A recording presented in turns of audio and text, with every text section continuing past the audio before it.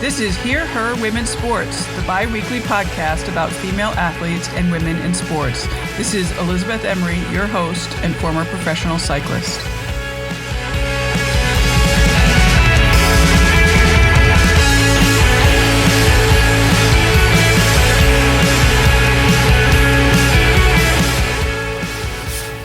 Here we go. It's the first episode of Hear Her Sports.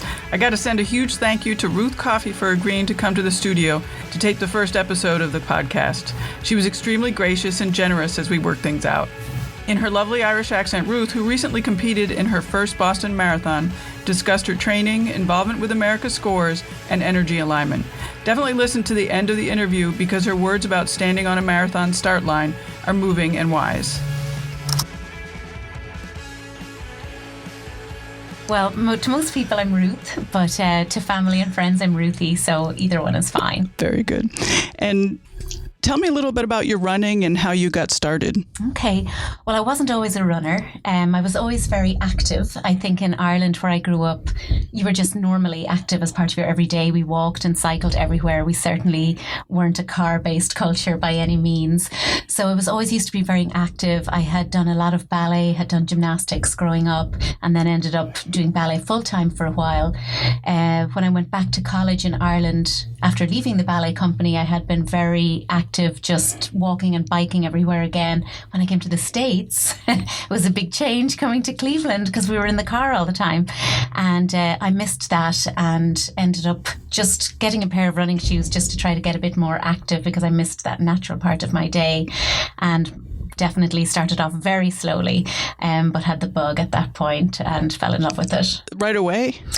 Right away, yeah. I think I signed up to do a 5K after I started, and it took a while to get to that point. I remember I lived in a flat in North Olmsted at the time, and I remember trying to make it around the block, which was a mile on the button, and trying to do that and being absolutely thrilled the first day when I made it that whole mile without having to stop. But I think my first 5K was about 33 minutes or something. So it was 11-minute mile. I mean, it was nothing to be proud of from a speed standpoint, but definitely for me, just being out and doing something new, it was great. So there had been a time, it sounds like, where you were not active. I would say for, about 6 months when I first came over here, I've never been a gym culture person. So I didn't want to go and start taking a class at the end of the day where somebody's shouting at you, telling you what to do. I wanted it to be something I would do on my own terms and my own time, and that I could do alone or with a group, but I didn't want to be tied to a schedule with it. So yeah, after about those 6 months, I was ready to do something. Tell me a little bit more about when you were a kid and, how you got physically fit and what else you were doing and maybe what your family was thinking. And did you have other siblings? Were there other siblings? Yeah, so I'm one of 3 children. I'm the middle child, and I'm sure that's a whole other podcast. So my mum and dad were both very active, but in very different ways. My dad was a very, very good rugby player, and he was a small man, so he was either a scrum half or a fly half. So he was kind of on the wing, running fast, all of that. And he was a very good tennis player. My mum just walked everywhere. She was just that person. She'd be out gardening, she was walking everywhere, but she was never in an organised sport or a formal kind of sport. My brother was a good hurler, so it's kind of like lacrosse. And what's hurling? Hurling is, we say it's like a cross between lacrosse, hockey and murder because you're on a pitch and it's very fast and very strategic, but you have a hurl, which is like a kind of a cross between a stick and a bat, and then a ball that looks like a softball, but the stitching's on the outside. It's called a schlitzer. It's very fast. So he was sporty as well. My younger sister, not sporty at all. She was a musician. So, yeah. But we walked everywhere. I mean, that was the way we were. My mum didn't learn to drive until she was well into her 30s. And we walked everywhere. That was just, you really didn't build exercise into your day. It was just how it was. You got a lot of hills there too. Exactly, yeah. So we did a lot of that. But we had through school, we had gymnastics were introduced when we were young, and we had a ballet school in the town, very small, and so we did that. Did you have gymnastics every day at school, or was it like once a week? It was once a week, and then there was a school that opened up outside of our regular, what you would call elementary school here. And so we started to go to that as well. And then the ballet was on Saturdays. So, yeah. And then you became a professional ballet dancer. I did. Yeah, I ended up loving the ballet, and my teacher was very supportive. And once I had gone as high as I could with the exams in Wexford, I started to go to Dublin on the weekends to get the teaching there. So it was great. That's really, and you performed and traveled with them? Yeah, so it was marvellous, yeah. What was your favorite place to go? Oh, I mean, being in London, I think is such a heart of the Royal Academy of Dance, right. Royal Ballet School and all of that. So that was truly special. Do you train alone or with a group? So I always train alone, and I've questioned that a lot. And I know here in Cleveland, we're so lucky with the Second Soul running shop, and they have an amazing running group, and there are other groups around, the Fleet Feet sporting store, the vertical running group. There's a lot of them. But for me, I've found just schedule wise with work, I've always worked a little bit further outside of town. I've worked for manufacturers, and they tend to be not located in the city. And I kind of assumed for a while that was why I didn't run with the group.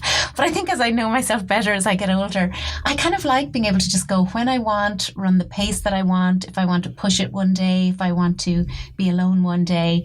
I work in HR, so I'm with people a lot. And I kind of love that alone time. It's very almost meditative to be by myself. Now, for my most recent training cycle, I did do an online training program, which was great because you got the schedule to follow. And I definitely think they knew a lot about the science of training for running. So it helped me train without getting injured, which was new for me. But I liked the support of the online community without having to schedule my runs to meet those people. Without actually having to talk to anybody. That's so true. This is a really hard question for me, and I've asked it now twice to other people, other athletes that I've spoken to, and I think I'm asking it wrong. So I'm going to ask it as best as I can, but I want you to sort of maybe help me ask the great question. And part of the reason I think I'm asking it wrong is I'm reading a book by here I have it written down, Haruki Murakami. Have you read his book about running? It's a memoir. I haven't, and I've read some of his other books, but I haven't read that one. I'm only halfway through, but it's absolutely fantastic.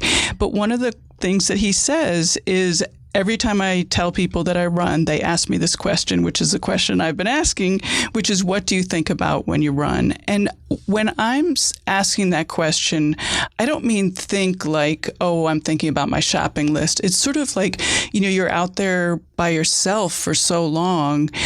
Like what's happening in your mind, and how is that relationship to what's happening in your body? And he has just a beautiful description of that in his book. No pressure, though, right?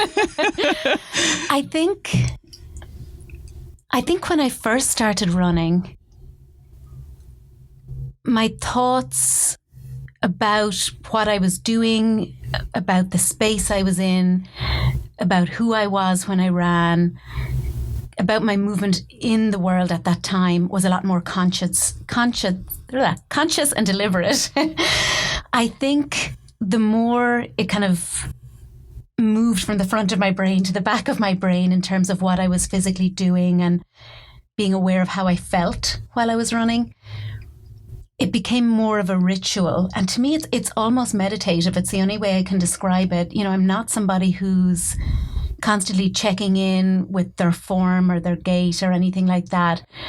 I'm not thinking about working through problems or work things. I'm not somebody who resolves things as they run. It's more like, I don't know if you've ever played the piano or you've danced or anything like that, but you go to a different place where you're not existing on that level of the physical almost, and it's happening, and you don't have to think about it. You're just part of it. I don't know if that makes sense. No, that's really nice. I experience similar when I ride my bike. I suffer too much when I run, so I don't go anywhere. Yeah, and it can be painful at times, but it's all part of that experience. I guess your body and your mind both know what to expect with it, and so you just have to be. Yeah. Do you miss that when you don't run? Definitely. Yeah. I mean, when I'm injured, you're prevented from that, and it's not an escape because you're not leaving anything, but just that form of catharsis, I guess. But while you're actually running, I mean, to me, it's just such a time to just feel grateful for your body, and that, I'm so lucky to be able to run. I always think of that, particularly having worked at Med Device, where, my focus every day was with people who were either losing mobility or already didn't have mobility or had challenges. So I think it is always in the front of my mind. I'm just so grateful to be able to do this. And then just to be out with nature and feel like all these things are going on around you, like you're seeing birds, you're seeing the seasons change, you're feeling the different temperatures, you can feel the air in your lungs differently. It's just a great feeling of, your body's moving as though it's part of all of this. It's just a feeling of, being part of something bigger than you. So with your training this time, with the regimented and somebody telling you what to do, in the past, you've just decided yourself? I've always used, if I'm training for a specific event, so if I'm training for a marathon, I've always used some kind of a training plan. But the previous ones I've used were more numbers based. So this day of the week you run this many miles, this day of the week you run this many miles, and by the end of this 12-week training cycle, you should be ready to do it for 26.2 miles. This running group that I run with now, it's through a group called Runners Connect. And Jeff Gaudet and Sarah Crouch and some of the people who run that site. Jeff doesn't run professionally anymore, but Sarah Crouch does. In fact, in 2016 in Boston, she was the second American woman to finish. And then they've other coaches on there that are varying in their level of running experience and expertise, I guess. But they focus very much on everything, the whole physiology, the nutrition, the strengthening, the whole thing. So I learned from their program, doing just the numbers-based plan meant I went out and did all my runs at the same pace and the same effort level. And the faster I went, the better I was training. So inevitably, I got injured so frequently. And as soon as I would be recovered, go right back out and do it again. They really used a lot of science about the slow, long run and really pulling back, a minute to a minute and a half per mile slower, which is very difficult when you're trying to fit it in at the end of your day and you're not convinced that there's any benefit to it. But they used a lot of examples with people like Meb and other expert runners who talk about their volume of slow running in their overall weekly runs and the benefits just from a muscular skeletal perspective, and then you build your speed separately. So for the first time I started doing tempo runs and interval runs, and I didn't even know I was doing them. It's just they told me do this 6-mile run and do these 2 at a warm-up pace, which is this, do these 2 at a push, which is this, these 2 at a really big push, which is this, and then a mile cool down. And it was only afterwards I thought, oh, that's what an interval is or whatever, so right. It wasn't difficult to do that. And then the community that they had on there, you would log your run and other people would come in and say, oh, I found that one hard, I found this helps. And so again, without having to meet those people or run with them and schedule to be someplace at a time to meet them, I was getting a benefit of their experience, people at a similar level to me. So that's really great. And did you talk personally, emails or whatever with the coaches? Was it specific for you? Definitely was custom for me. They asked at the beginning, how many miles per week you were running at that point in time, what your current long run was, what your goal pace was, or your goal race was, I should say, and then what your pace was in the most recent one of that distance or something close to that, injuries you'd had prior to that. So they really built the whole schedule around you and what you needed. And then if you needed a change during the cycle, if you did get injured or you got sick or anything else happened, they modified it for you. That's great. Yeah. And you didn't get injured? I didn't, which is great. Now for 2 marathons with them on this plan, I did not get injured. That's great. Yeah, delighted about that. So what now? I don't know. It's just 2 weeks since Boston, so still kind of in recovery mode. Thinking I might just do some halves this summer to get some speed work going and then maybe get back into some fulls in the fall. It sounds like you like to train. I do. I love to train. I don't do that many races during the year. That's actually a really good observation. I just love to be out there training. Yeah. Then why do you do the competitions? It's a competition with myself. I think it's one of my favorite things about running is there's there's so little competition. I mean, you're not going to win in these things, right? There's going to be some elite way ahead of you. You just get to be on the same course as them. So you're never competing with anybody else. You're just competing with yourself and your own time, if that's what you're doing in that race. And even sometimes you're not. Like, I'm probably going to do the Cleveland half marathon now in 2 weeks' time, but I'm running it with my friend Mike, who is an amazing person and has dropped about 80 pounds in the past 2 years. Wow. I was with him for his first half marathon on the towpath, and I ran my pace and then waited for him. And to see him finish his first half marathon was the most rewarding thing in the world. And now I'm going to run with him in the Cleveland one because he wants to hit a time goal of under 2 hours and 20 minutes. So I'm going to pace him. And so I think whatever you're doing there's no competition. You know, you're just competing with yourself, and people are so welcoming in the running community. Nobody cares if you're running a 12-minute mile or a 5-minute mile. They just want you to be out there. There's always going to be way more people participating than spectating, and it's just the best feeling to be part of that, you know. So I love it. Yeah. But explain to me, I mean, you could just get up and go whenever you wanted and not worry about the schedule and not pay the $50 or whatever it is and go on your own. So what's the draw of doing the competition? I like to have a goal. I like to feel like, okay, my last marathon was this time, you know, can I do better in this one? And I like seeing that as you have your training plan, and like your initial speed work might call for a certain amount of intervals, 800-meter intervals, this many at this speed. And the first time you do it, you can't hold out and you're just out of breath and you're frustrated with yourself and you don't want to train anymore. And then a few weeks later, you look at how you did it and you had to really, really push, but you did it. And then towards the end of the training cycle, a few weeks later, you know you can do it, you know, and those kind of achievements and goals make you feel good, like you're achieving something. Maybe I'm trying to fight aging too. I don't know. It's not intentional, but maybe there's some of that there. So, yeah. And I discovered that you do American Scores. Yep. Can you tell us a little bit about that? Yeah, so America Scores is an after-school programming organization. It's a national presence, but we have a Cleveland office that has been in effect for 30 years. And we do after-school programming in now 10 municipal Cleveland schools. And we do the lure of soccer in the summer to get the kids in.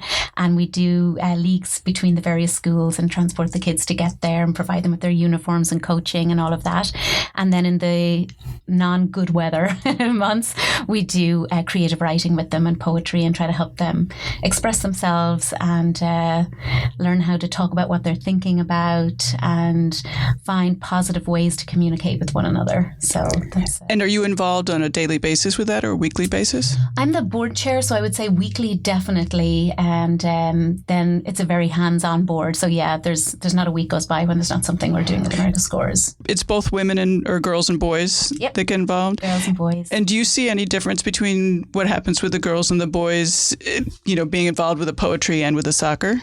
That's a great question because, I think when they're younger, the boys are less inhibited and they'll say more things and they'll be a little more forthcoming with their words and all of that.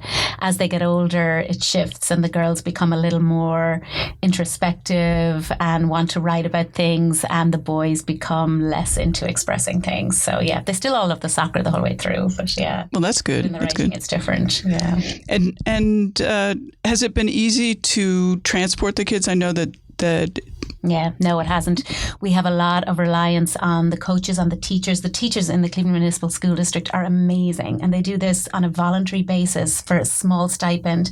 And we take the kids all over the place. So few resources are available for them, and to get them places and get them back safely and, make sure they have their leagues and they get to experience some time on the pitch. I mean, it's all done out of the dedication of our coaches and teachers, and they're amazing. Yeah. And you've been doing it for 3 years. Have you seen students graduate and go on? Yeah, I've actually been involved with them for 5 years. We've been doing the Inspired Art for 3. And for the first time now, we have an alumni program where 5 young gentlemen are very involved in helping us get the younger kids recruited. And we have the first few kids going away to college. So that's fantastic. Huge achievement for them. I couldn't be more full of admiration for them. Yeah. And do they feel that the program has helped them? Absolutely. I mean, to hear Treshawn or Sebastian or any of them talk about where they were when they went in and what they've gotten from the program, it's amazing to think that they were that insightful to get that from it, so it's great. How about editing? I mean, one of the things that I'm discovering about writing is, man, you don't just write it and then you're done. You have to do editing. Mm-hmm. And that reminds me of what you're talking about with sports, having to go back and do it again. Do it again, make it better. And there's no end thing to say, now I've been there. It's like, even if you had a really good race, your first thing at the end of it is, I wonder, could I do faster? And it's the same as editing. Yeah, could I make it better? If that word's better, then what else? How could I make the flow better? Could I make the imagery better? Whatever, yeah. How are the kids responding to poetry? It depends. Some of them are very good and are very, they're very comfortable thinking about things and trying to express that. Others are only there purely because they know they have to in order to get to the soccer pitch. So it varies. Right. But that said, I will say that even the kids who are like that, when they hear a good poem that resonates with them, they want to do better. So you can see that sometimes in them.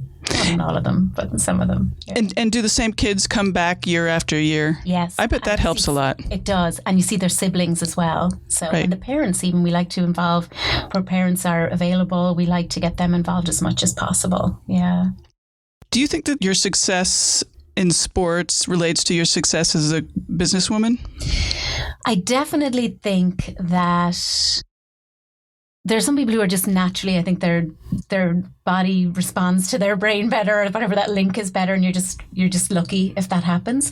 And I think there's people who are way better at sports than I am. I'm like middle of the road. But I think the things I've learned from sports definitely stand to me every day at work. I mean, the idea of having to put in the work to get the results, the idea of having to be persistent, the idea that good days come with bad, that there's times when you're going to lose, that, it's a constant process. And if you're true to yourself and you're putting in what you need to, you should get what you want out of it at the end, and that kind of thing. So I think that's really important. I think particularly for kids in sports, I think it's why it's so great that kids in sports, they learn to be responsible. If I didn't put the work in, if I didn't put the training in before a race, I can't expect to have a good race. You might get lucky once or twice, but it's not going to stand to you. The luckier you get, the more you practice, And are you able to pass that along at American Scores? Definitely. You can talk to the kids a lot about that. Whether it's the writing side or the sports side, you can really talk about that with them. Yeah. How do you fit all this in, and how do you fit your training in, and how do you make it a regular part of your life? Yeah. For me, I'm lucky, I guess, in that, Steve and I are very supportive of things that both of us do. And we don't have kids at home, so it's easy for me to be selfish with my time in the evening after work and go and get my runs in. And on a Saturday morning for my long run, I just get up and go early. So for us, it doesn't impact our lives hugely, except during the week I probably don't cook dinner as much as I used to. So I know that that's tough for him, but he's supportive. So you go after work? I go after work during the week, and then in the mornings on the weekend. Isn't that dark? Sometimes I'll treadmill it if it's dark, yeah, or I'll go somewhere where it's well lit, like Lakewood's pretty well lit. Right. Yeah. What do you eat if you're not making dinner? I'll just cook extra on the weekends, and we'll have stuff there. Oh, okay. It's not just like something fresh coming out of the oven when he comes home, like a 1950s housewife, And you also mentioned that the program that you're on talks about nutrition. Yeah. Have you learned anything in this new program? Definitely, about fueling during races, for sure. I was always really bad at doing that, and always bonked at like mile 21 in the marathon and all of that. So definitely goos and the right amount of carbs beforehand, not just carb loading 2 days before. Right. They're good about that, and not overhydrating and those types of things. They're pretty smart. What's overhydrating? So some of the problem they said now with people drinking these huge things of water all the time, every day, that we don't actually need that much. And people are drinking so much water in the week before a race that they're actually depleting their salt and potassium levels. Oh, because it goes right out. They start the race, they're depleted in that. And then as you sweat, particularly if it's a hot day and you're running, you're going to really get in trouble much earlier in the race, because you're going to take in water and a little bit of Gatorade maybe during the race, but it's not going to be enough because you've been depleting yourself all week. Right. Yeah. So what are you eating during the race or drinking? So before the the race, like before a marathon, usually that morning when I get up, I'll eat a bagel. And then during the race, I'll have a goo at mile 7, mile 14 and mile 21. Okay. And then always if I'm taking a goo, I'll take some water at the water stop after that. And then like every 3 or 4 miles, I'll stop at the water stop and get a little mix of Gatorade and water, just a mouthful. So, yeah. And are you taking the goos or they have those? I take them with me. Yeah. Where do you put them? I usually give them out, but I like to have my own that I'm comfortable with, that my stomach's used to. So I always wear shorts with a zipper. So I put 2 of the goos in there. And so it's so weird that you asked me that this time. Usually I carry the third one in my hand. And you're warned again and again by everybody who runs, don't change anything on race day. What did I do before Boston this year? Was carrying the goo in my hand. And somebody next to me in the corral said, why are you carrying that in your hand? You could just put it in your sports bra. So I did. And then it slowly carved its way into my right boob during the first 7 miles. By the time I took it out, I was like, ow. Of course, I didn't even notice it. Sure, I was so of course. excited about the beginning of the race. But such a stupid thing to do. So usually I put 2 in my shorts pockets and 1 in my hand. Right. So, and now you will do that in the future. Definitely will do that in the future. So stupid. With the training, do you do cross-training, weightlifting or yoga or anything like that? I should do more of that, but I don't do a whole lot of it. I find timing-wise, just with the way I am at work and stuff, I tend to work long days. Trying to fit in like a 9-mile run in the evening on a Monday and then speed work on a Tuesday. It's like, unless I had nothing else to do. I definitely do core strengthening and stuff like that because I've had so many different injuries over the years. I'm 45 now, so, they add up. But so I definitely will always do certain stretching and core work after every run I do, foam rolling, all that stuff. That's admirable. Oh, I need to, but I used to do a little more like upper body weights and stuff like that, and I don't fit that in anymore, and I probably would benefit if I did, but I have to balance, is it worth that or getting the miles in? And to me, it's worth getting the miles. Do you have any other little quirks that you can talk about? No, I mean, I definitely think, I like to get a new pair of shoes, but wear them for at least, I'll start like 3 weeks before the marathon wearing them so that they're broken in. But sure. I like to have a relatively new pair of shoes. I don't really have any other quirks, I think, during races. Do you listen to music beforehand or during or anything? No, and it's funny. I used to listen to music a lot when I was running. And then in Akron one year, it would have been 2013, I took off with this playlist. Again, don't do anything different the day of the race. But I took off with this playlist, and I really mean I took off with this playlist. I don't know what I had on it. I think the theme from the Bourne Ultimatum, and Extreme Ways. I love that song. Oh my God. I took off like a bullet from a gun. And of course, I haired my way through the first half of the marathon. And then by mile 15, I just realized I have been literally dancing to this music. And now I've got 12 more miles to go and I'm in trouble, or 13 more miles to go. So that wasn't good. So now what I do is I always have my headphones in from the beginning of the race. And I do make a playlist that I haven't listened to prior to the race, but with songs I know have a good bit of pep in them. And my intention, like in Cleveland last year at about mile 19 or 20, I turned it on. So I had that pep for the last few miles. It really did give me Did it work? boost. It did. I still felt like crap at the end of that marathon. But in Boston, I went to turn it on at mile 20, but the crowds were so loud, I couldn't even hear it. So it was fantastic. Wow. I need it. Yeah. But I don't listen to music the whole time. Right. So why was Boston such a big goal for you? Boston is the pinnacle of running for distance runners. As soon as you say you do marathons to anybody else who runs, they'll ask you, have you ever done Boston? Now you can say yes. Yeah, I know. So lucky. I think it's because you have to qualify for it. Pretty much any other race, you can either get in on a lottery or just register for. Boston's the only one where you have to qualify and hit those times. And I think a lot about the fact that the times are more aggressive for men than they are for women. But I do think if you look at the winning times for men and women, there is just a physical difference in how fast you can run a marathon. So I guess I feel guilty for a minute and then I just want to be there. So I'll take whatever qualifying time. And I've been lucky. I've been well within the qualifying time. So I feel like I would have gotten in as a younger racer. So, right. Yeah. Do you think that the women will ever race at the same speed, same pace? It's so interesting because Steve and I have been talking a lot about transgender issues and how is that going to impact sports. And I think that that's going to raise a whole host of interesting questions now of how are we going to classify, there's typically just male and female sports. So if you have, either male or female transgender, how are we going to categorize what grouping someone should be in so they're individually competing against people at their own challenge level? And I think that's going to be really interesting to see in lots of areas of sport. I don't know if women would ever be able to run the marathon as fast as men, maybe. But I think right now there's just physical, muscular, skeletal differences that equipment and training gear and everything can't compensate for right now. So I think we're a while away from anything like that, truthfully. Yeah. And let's see, what else? Any thoughts that you have? I guess... I don't know. I guess the one thing that always shocks me in marathons is when I just think of the difference of natural physical ability going into it and the importance of mindset and that going in. I'm always shocked that at mile 18 of a marathon, even if it's, like the last two I've done, which would have been Boston and then Cleveland last year where I qualified, I trained hard for those. I mean, I really did. And there's always some guy at mile 18 who's in black socks and an AC/DC t-shirt who just runs by you and you're just going, how did he get here? I mean, it's just amazing that these people line up at the beginning of a marathon and some of them look like they've never run a day in their life and they're just amazing runners. Mm-hmm. So that to me is always fascinating.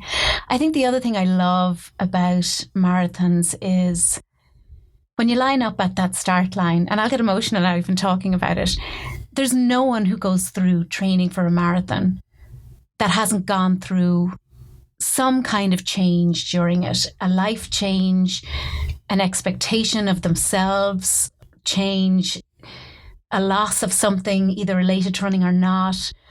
Just everybody's gone through something because it's always at least a 12-week training period. And everybody has a story at that start line. And the start line that's the end. Like the start is the beginning of the end of that cycle. And I just always look around at the start line. It always chokes me up. It's like everybody is here and they've overcome something or they've learned something. They're changed in some way to be here. That's powerful, and they're going to muscle through something that no one finds easy. And we're all here just to do it. And it's amazing. It always moves me every time. The finish line for me is part of it, but the start line is where it really gets me. Yeah. Wow, I had never thought about it. May I ask you what your change was? For me, Boston was amazing for me in that my mum died on March 22nd and it was very unexpected. So we went home to Ireland. I'm so sorry. Thanks. Yeah. And she lived life to the fullest every minute. And so for me to come back, having expected to call her and talk to her about it, because I talked to her every Saturday after my training runs, and she was an avid reader as well, and we talked books and all of that. And she loved that sports had stayed such a big part of my life, I think, for all the years. And to run that and kind of feel like I felt like her and my dad were in my head, just my dad kind of focusing on the physical part of running and my mother saying like, don't miss anything, observe it all, take it all in. And so to run by the girls at Wesley at the halfway mark and read all the signs and all of that, taking all the cheering in Boston. And it was amazing to run and feel they were both with me. But then I felt I had such a deadline in my head of April 18th that after the race I felt like really the grief crashed in. But yeah, that was my big change. So, that's a big change. Yeah. Well, that's nice that they'll be related to running. Yeah, definitely. It was really special too. It made it a really meaningful run, and to run with a purpose like that was really in my heart as I did it. I wanted to make them proud. That's nice. Yeah. That's nice. Do you have any training secrets? The one thing that I would say this time that I learned about that I never did before was I went for an injury to acupuncture, and I had never done acupuncture before. So I believed in it so much, it helped my injury so much that I went after the funeral in Ireland, my mum's funeral. I went again to get my energy aligned before the marathon, and I never would have done something like that before. I mean, I'm such a pragmatic kind of scientific person that if somebody had told me I would go to acupuncture to get my energy aligned before a run, I mean, I never would have thought it would. Did it help? totally helped. No way. Absolutely helped. Yeah. Sure, there's some placebo effect. Maybe. I don't know. Maybe it really did. I don't know how it works. Oh my God, that's fantastic. So that's my quirk. That's your quirk. Oh, that's a good one. Well, thanks very much for talking. Oh, thanks so much, Elizabeth, and good luck with the project. Thank you. So are you getting crazy answers from people for things? Thank you, Gold Mines, for the use of the song Incomparable from their recent album Gold Mines. Find a link to their site at hearhersports.com. Support the female athletes you know. Ask for better media coverage of women's sports in your local paper. Support this podcast by visiting our website, hearhersports.com, and by subscribing to the podcast on iTunes. Soon we'll be offering incredibly cute Hear Her notebooks designed by the wonderful Agnes Studio. Thanks to Ruth again, and to Patty Jerka of Leap.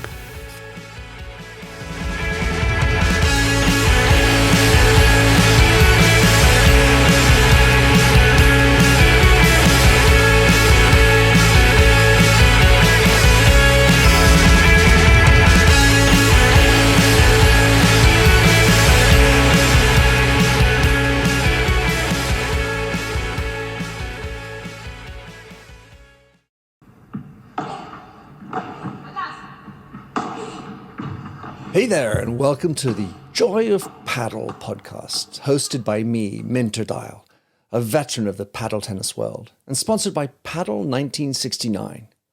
Whether you're a paddle tennis aficionado, just beginning, or have never even heard of paddle, or padel, as it's called in North America, this is an exhilarating new show that delves into the captivating stories of notable paddle personalities worldwide.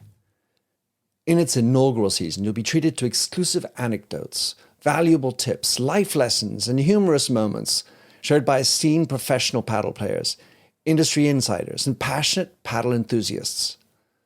With each season aligning with the Pro Tour, you can anticipate 2 engaging episodes per month. The Joy of Paddle podcast is part of the Evergreen Podcast Network, where you can find other great shows in a number of categories, such as sports, health and wellness, true crime, and fiction. To find out more about Evergreen Podcasts, go to www.evergreenpodcast.com. Vamos!